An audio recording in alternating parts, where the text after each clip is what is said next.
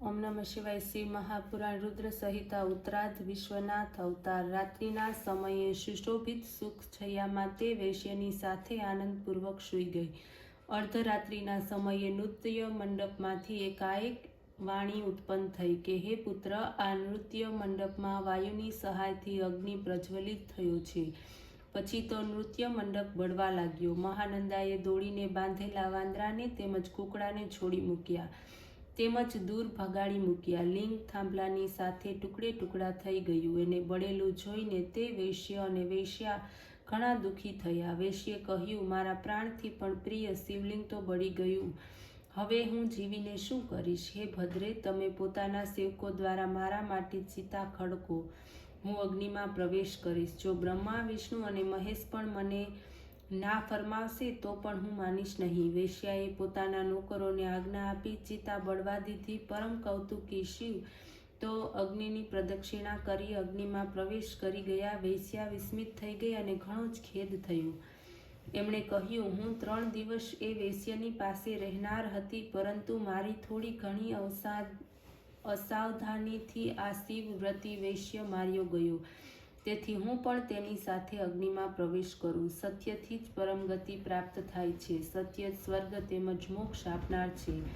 સત્યમાં સર્વ પ્રતિષ્ઠિત છે। આ સાંભળીને લોકોએ તેણે પ્રાણ ત્યાગ કરવાની મનાઈ ફરમાવી, પરંતુ એણે તો પોતાનું બધું ધન બ્રાહ્મણોને દાનમાં આપી દીધું। જાતે જ પ્રજ્વલિત અગ્નિમાં કૂદી પડવા તૈયાર થઈ।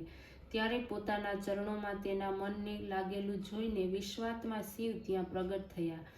તેમણે પણ તેને તેમ કરવાની ના પાડી। આ સમયે ત્રિલોચન ચંદ્રકલાને ધારણ કરનાર, કરોડો સૂર્ય અને ચંદ્રના સમાન પ્રકાશિત મહાનંદાના સમાન પોતાના દિવ્ય રૂપમાં પ્રગટ થયા। ત્યારે તે કાંતિમાન શિવજીને જોઈને નંદા સ્તબ્ધતાપૂર્વક ઊભી રહી। અત્યંત ભયભીત, વિહ્વળ મનવાળી, કંપિત તથા મૂર્ખ જેવી નંદાના નેત્રોમાંથી અવિરત અશ્રુ પ્રવાહ વહેવા લાગ્યો। ત્યારે એને ધૈર્ય આપીને એના ઉપર હાથ રાખી શિવજીએ કહ્યું, હું તારી સત્યતા, ધર્મ, ધૈર્ય અને નિશ્ચિત ભક્તિથી પ્રસન્ન છું। જે માગ તે આપું। વેશ્યાએ પાર્વતીપતિ શિવજીને કહ્યું, મને ભોગની કામના નથી કે સ્વર્ગની ઈચ્છા નથી।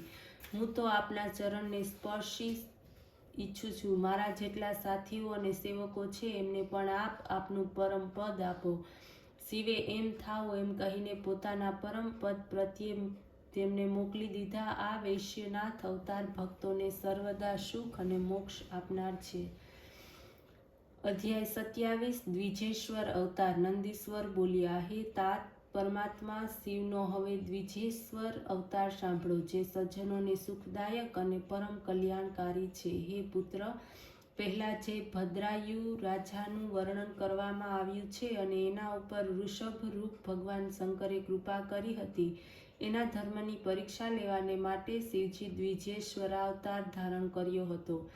તે કથા હું કહું છું, ધ્યાન આપીને તે સાંભળો। ઋષભના પ્રભાવથી પ્રભુએ શત્રુઓને યુદ્ધમાં જીત્યા અને સિંહાસનને પ્રાપ્ત કરીને ભદ્રાયુને ઉત્પન્ન કર્યો। સમય આવતા ચંદ્રાગદની પુત્રી સમિતિને પોતાની પત્ની બનાવી એક સમયે તે વસંત ઋતુના સમયે સઘન વનમાં વિહાર કરવાને માટે ગયો। ત્યારે પાર્વતી સહિત ભગવાન શંકર એનામાં ધર્મની દ્રઢતાની પરીક્ષા કરવાને માટે ત્યાં જઈને વિહાર કરવા લાગ્યા। પાર્વતી અને શિવજી વનમાં જઈને બ્રાહ્મણ દંપતી બની ગયા। ત્યાં એક માયામય સિંહ પ્રગટ કરીને એના ભયથી સ્વયં ભયભીત બની ભદ્રાયુની પાસે ભાગીને ગયા અને કહેવા લાગ્યા કે આ સિંહથી અમારું રક્ષણ કરો। આ સાંભળતા જે રાધા ધનુષ્ય ઉપાડી તે સિંહને મારવાની ઈચ્છા કરી।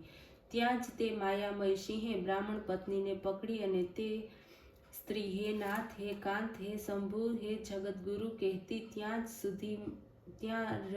સુધીમાં રાજાએ સિંહ ઉપર તીક્ષ્ણ બાણોનો પ્રહાર કર્યો, પરંતુ એનાથી કાંઈ પણ દુઃખ એને ન થયું। તે તો સ્વચ્છતાપૂર્વક તે સ્ત્રીને લઈને ભાગ્યો।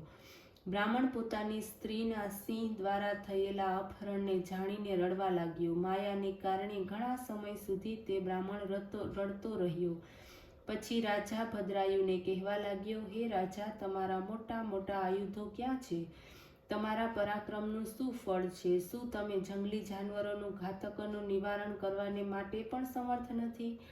દુઃખીનું રક્ષણ કરવું એ ક્ષત્રિયોનો ધર્મ છે. જ્યારે કુલોચિત ધર્મ જ નાશ પામ્યો તો જીવતા રહેવાથી શું પ્રયોજન? ધર્માત્મા રાજા લોકોની શરણાગતોની પોતાના પ્રાણથી કે ધનથી પણ રક્ષા કરતા હોય છે.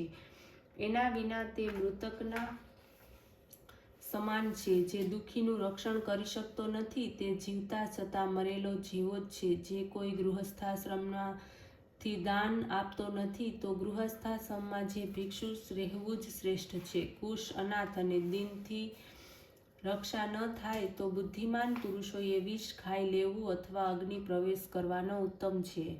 ત્યારે આ પ્રમાણે એ બ્રાહ્મણ દ્વારા પોતાના સત્યની નિંદા સાંભળીને રાજા શોકાકુલ થયો. પોતાના દુર્ભાગ્ય માટે પશ્ચાતાપ કરવા લાગ્યો. એણે કહ્યું, આજે પ્રારબ્ધ વશાત મારું પૌરુષ નાશ પામ્યું છે. આજે મને ઘોર પાપ લાગ્યું છે. હા, આજે મારો કુલોચિત ધર્મ નાશ પામ્યો. હવે હું આ મૃત સ્ત્રીવાળા શોકાકુલ બ્રાહ્મણને માટે પોતાના પ્રિય પ્રાણોનો ત્યાગ કરીને પણ એને શોક રહિત કરીશ.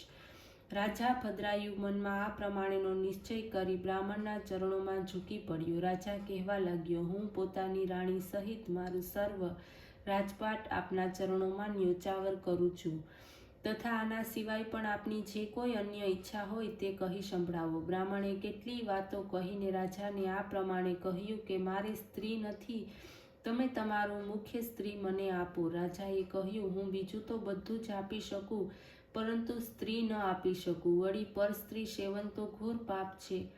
અન્ય પાપ તો પ્રાયશ્ચિત કરવાથી નાશ પામે છે પરંતુ પર સ્ત્રી ભોગનું પાપ તો કદાપી દૂર ન થઈ શકે. એને માટે તો કોઈ પ્રાયશ્ચિત જ નથી. બ્રાહ્મણે કહ્યું, હું મારા તપ વડે બ્રહ્મ હત્યા તથા મદિરાના સેવનરૂપ ઘોર પાપ પણ શાંત કરી શકું છું. પછી પર સ્ત્રી ઉપભોગ તો શું? તેથી તમે પોતાની સ્ત્રી મને આપી દો. એના સિવાય હું કંઈ પણ ઈચ્છતો નથી. જો તમે ભયભીતોની રક્ષા નહીં કરો તો અવશ્ય નરકમાં જશો. નંદીશ્વર બોલ્યા. બ્રાહ્મણની વાતથી રાજા ચિંતિત થયો.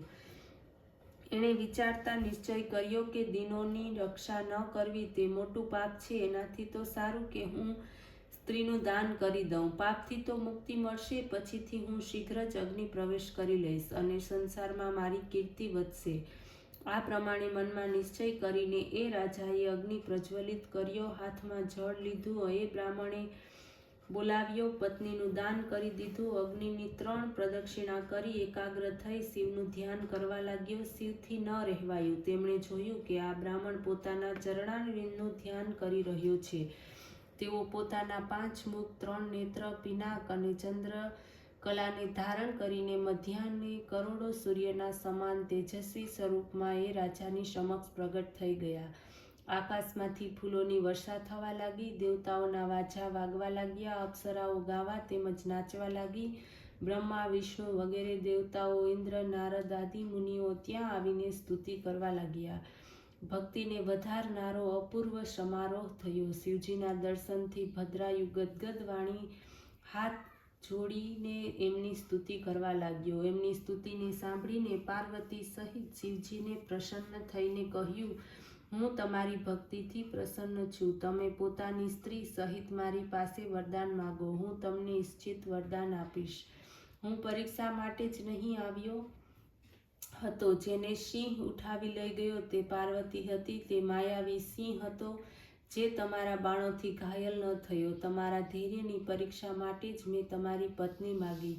આ સાંભળતા જ ભદ્રાયુએ શિવને પ્રણામ કર્યા અને કહ્યું, હું સહકુટુંબ આપના ચરણોની ભક્તિ ઈચ્છું છું. મારા પિતા વજ્રબાહુ પણ સંપતિક આપના ભક્ત થાઓ. નંદીશ્વર કહે છે કે પછી એની રાણીએ પોતાના પિતા ચંદ્રાગદને તથા માતા સિમિતિને માટે પણ ઈશ્વરની નિકટતા માગી. ભક્ત વત્સલ ભગવાન પાર્વતીપતિએ એ પ્રમાણે થાવ એમ કહીને ઈચ્છિત વર આપ્યા અને તત્ક્ષણ તેઓ અંતર્ધ્યાન થઈ ગયા. મહાદેવજીના આશીર્વાદથી ભદ્રાયુની સર્વ ચિંતા મટી ગઈ.